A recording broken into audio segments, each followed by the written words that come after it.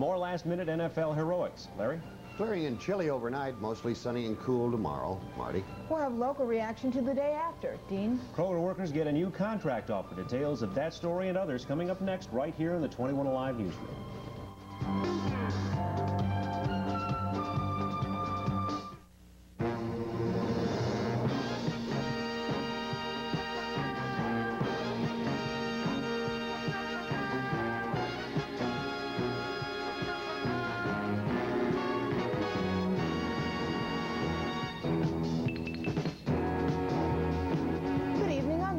And I'm Dean Fantasia. A new proposal from the Kroger Company has delayed a strike by the grocer's 600 area employees and may avert a walkout altogether.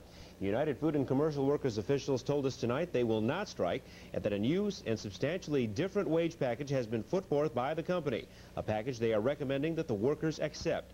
The workers will vote in the stores between 8 a.m. and 8 p.m. Monday. A simple majority would ratify the contract. A two-thirds negative vote would authorize a strike. Workers in Northeast Indiana and Northwest Ohio are affected.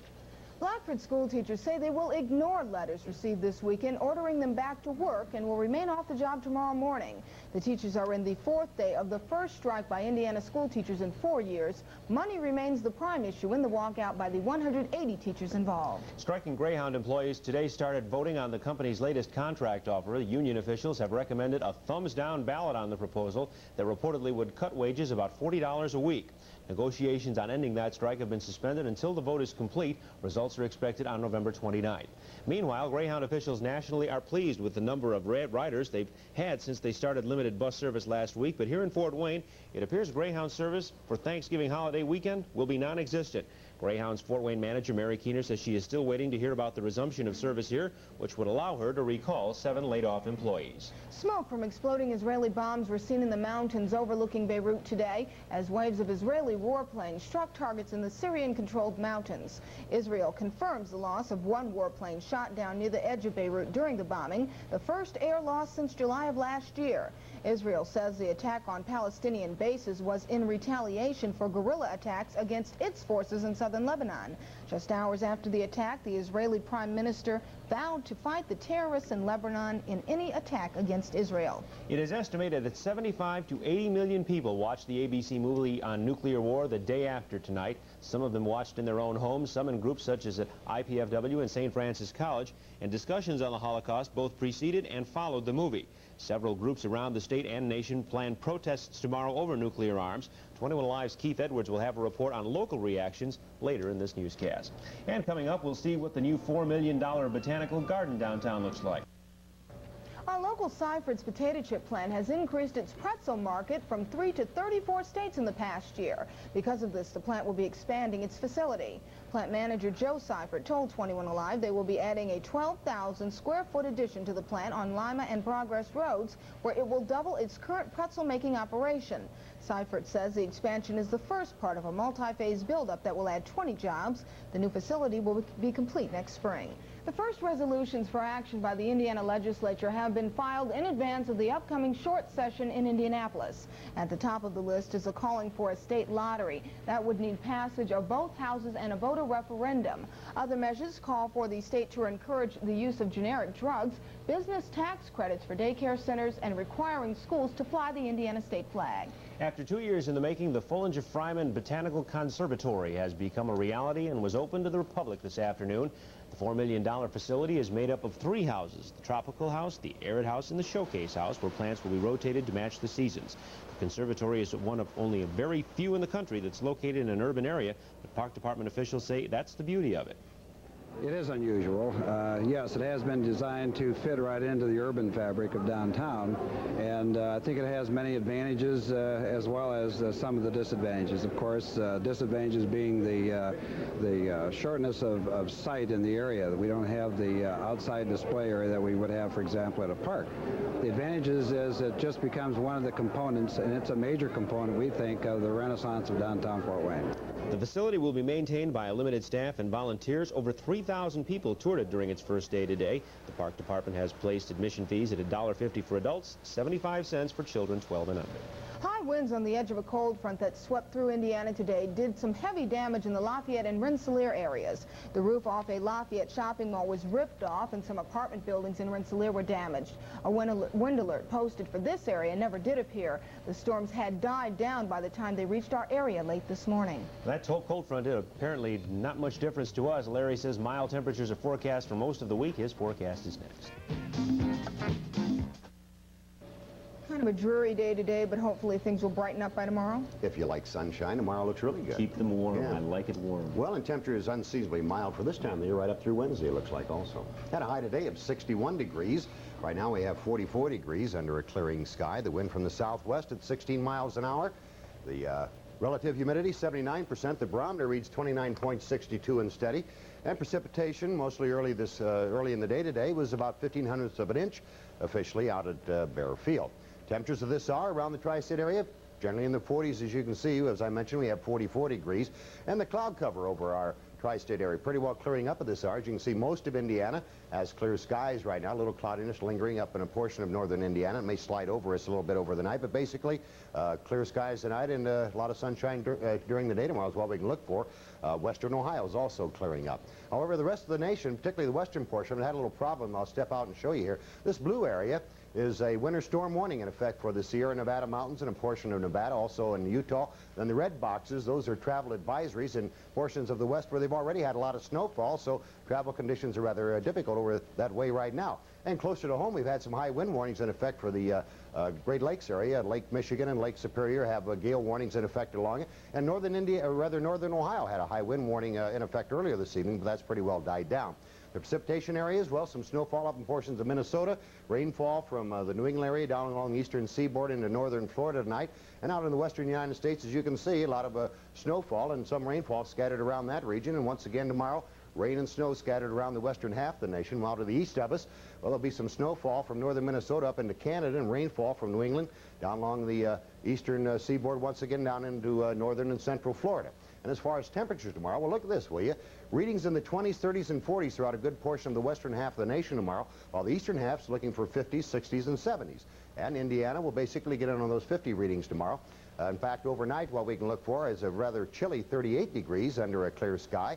The wind will be from the southwest at 10 to 20 miles per hour. But then tomorrow, well, the high will get up around 54 degrees. It'll be mostly sunny. The wind will be from the southwest at 10 to 15 miles per hour.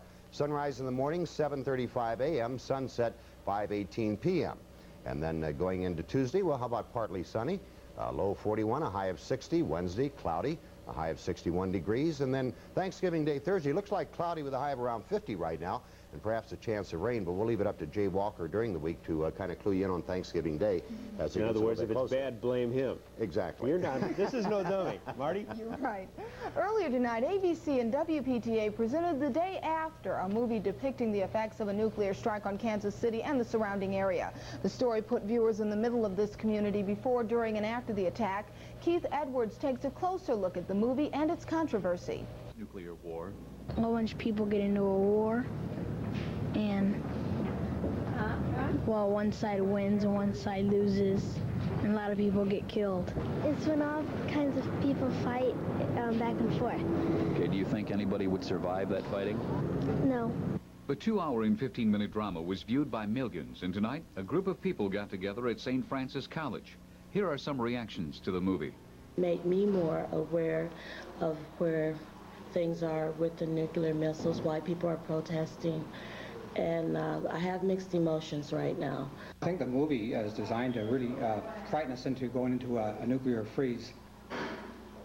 It's a horrible thing. Any war is horrible, and no one would advocate a nuclear war.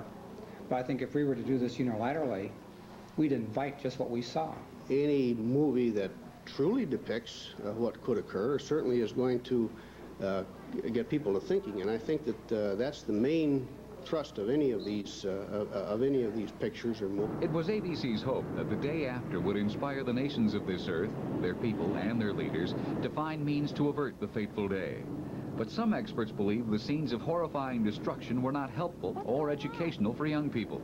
As a matter of fact, many experts advocated that the film not be seen by those under the age of 12. One group, Educators for Social Responsibility, distributed a pamphlet that states rather than informing viewers and inspiring them to seek solutions, the film may leave them numb and resigned to the inevitability of nuclear catastrophe. ABC put out a viewer's guide on the day after, explaining what the story was about, and incorporated before viewing exercises and after viewing exercises to better put the program in perspective. Whether you saw the movie or your attention to it came only during this report, remember this. Rather than talking about nuclear anxieties, many adults try to avoid the subject matter altogether, especially around children. Yet fear of nuclear war so dominates our times, it cannot be avoided. This was a movie of awareness. Keith Edwards, 21Alive.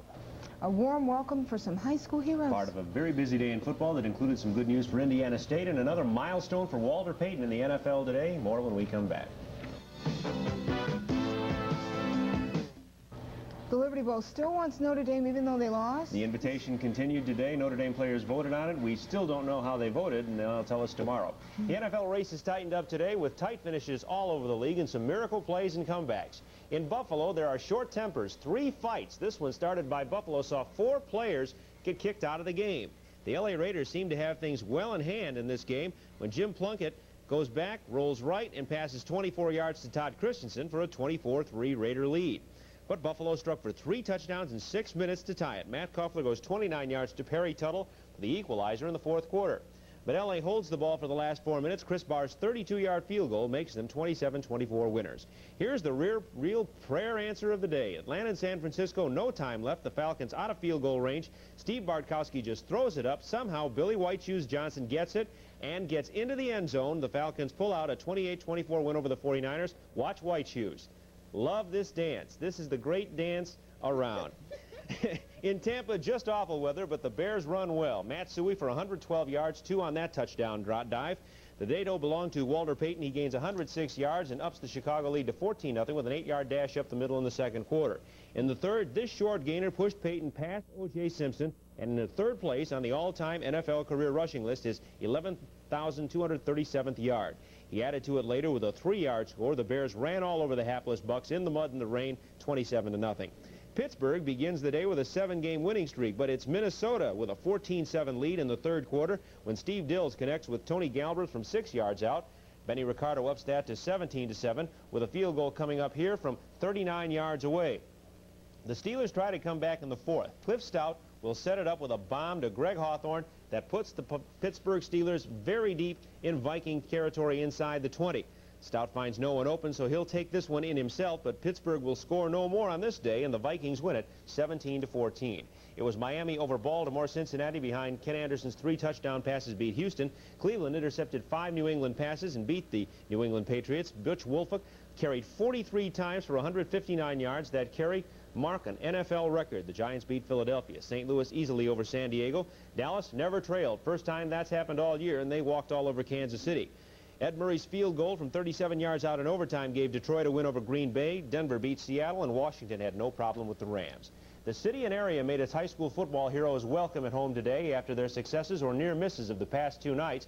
A rally moved inside by the weather was still good and loud downtown as fans of AAA state champ Bishop Dwenger and AA runner-up Bishop Lures were welcomed home after their big contest in Indianapolis over the weekend. The greeting that warmed the hearts of both coaches who thanked their fans for the support.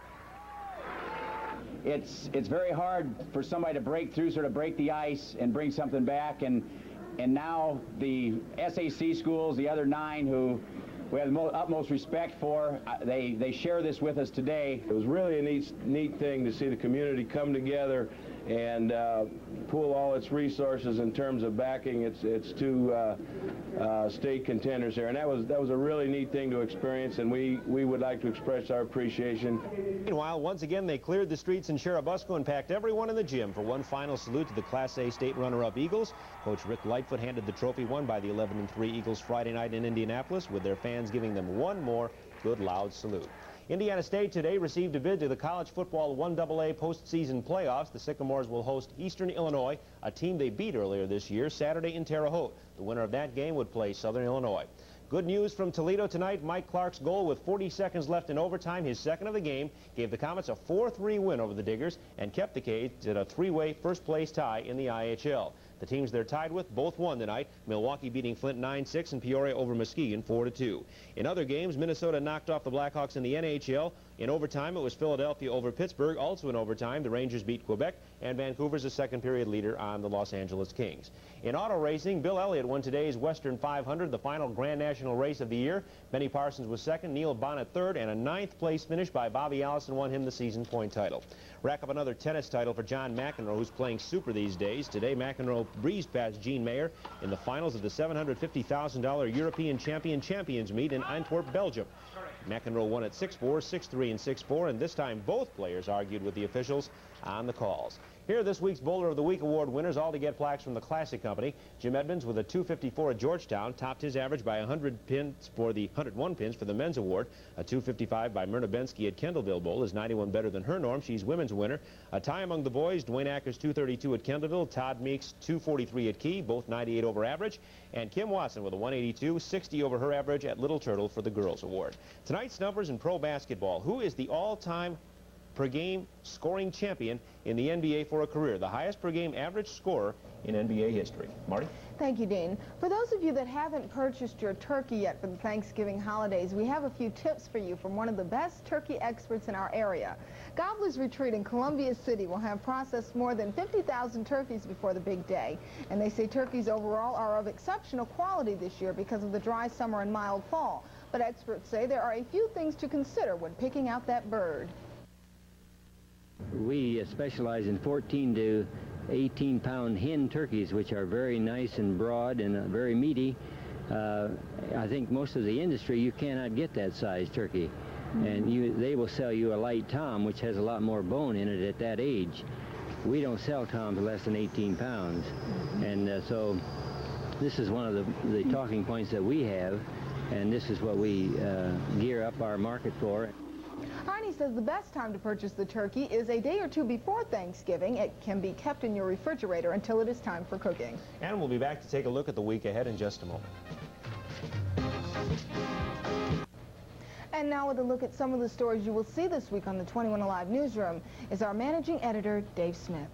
The Indiana legislature will hold its organizational meeting on Tuesday for the 1984 session. Karen Raridan will be in Indianapolis and report on what some of the most pressing issues the legislature will have to address in its short term. That term begins in January. On Thursday, we'll visit some of the local observances of the Thanksgiving holiday, and on the following day, we'll take a barometer of Christmas shopping on what has traditionally been the biggest retail sales day of the year. At 6 and 10 this week, Ron Houston will have a special series of reports on the projected effects of a nuclear war on northeast Indiana and northwest Ohio. That series is called How Prepared Are We? And in sports, the high school basketball season moves into high gear this week, with many schools initiating their seasons. 21Alive will be at many of those games and have scores from all of them just for you. These are just a few of the stories you'll be seeing later on this week on the 21Alive newsroom. So join us at 6 a.m., noon, 6 p.m., and 11. From the assignment desk, I'm Dave Smith, 21Alive. Well, the overnight low will be around 38 degrees. Wind will be diminishing overnight. Mostly sunny during the day tomorrow, high around 54 degrees, and wind will be about southwesterly at 10 to 15 miles per hour. So altogether, pretty decent day tomorrow. Dean?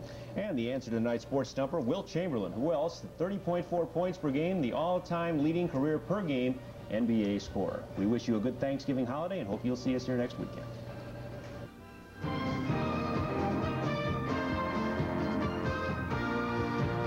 21Alive News. Thanks to you, we're #1.